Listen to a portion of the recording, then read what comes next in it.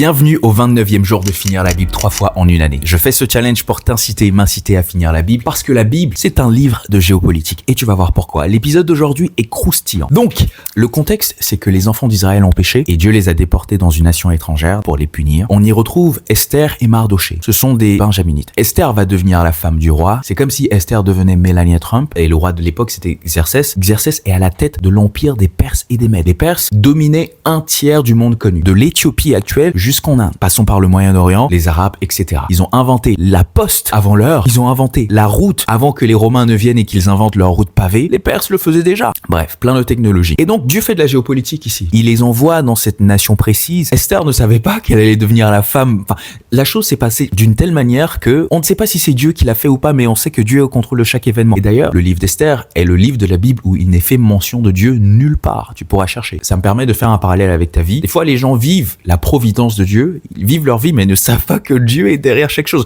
Vous pensez que Mark Zuckerberg, en inventant Facebook, Dieu n'était pas au courant et vous pensez que Dieu n'a pas contribué à ce que Facebook soit créé? Enfin bref, Esther a son cousin Mardoché qui va devenir plus tard un conseiller de Xerxès. Il y a un autre conseiller dans l'histoire, il s'appelle Aman l'Agagite et Aman l'Agagite veut éliminer les Juifs parce qu'il ne les aime pas. Et ce qui est intéressant, c'est que le diable ici, au travers d'Aman, veut éliminer les Juifs. Il veut le faire au travers du péché. Le diable est le père du péché et à chaque fois qu'il y a le péché, le diable est derrière. Et il a commencé non pas à cette époque, mais bien avant, à l'époque du roi Saül. C'est le premier roi d'Israël et Dieu a demandé à ce roi d'éliminer une certaine nation. Le roi Saül va obéir à moitié, il ne va pas éliminer cette nation, on va laisser les femmes, etc. Et Dieu va le rejeter comme roi et c'est comme ça que David va venir. Eh bien, Aman l'Agagite, c'est le descendant de cette nation que Saül était censé éliminer. Ici, il était question de la survie de l'humanité. C'était une guerre spirituelle. Si tous les Juifs étaient éliminés dans une superpuissance à l'échelle mondiale, le Messie ne pouvait pas venir parce que le Messie devait venir au travers des Juifs. Donc si le Messie ne vient pas, toi et moi, on n'est pas sauvés. Donc l'humanité tout entière se retrouve en enfer. Quelque part, je trouve aussi que Dieu fait grâce à la tribu de Benjamin parce que le roi Saül vient de la tribu de Benjamin et donc après cet événement il y aurait eu peut-être un discrédit sur cette tribu, mais ici ceux qui rattrapent le coup c'est Esther et Mardoché, donc des descendants de la tribu de Benjamin. L'obéissance vaut mieux que les sacrifices. T'imagines, aujourd'hui Dieu te demande de faire quelque chose et tu te dis non en fait je vais pas le faire. Tu ne sais pas quels sont les plans que Dieu a fait. Dieu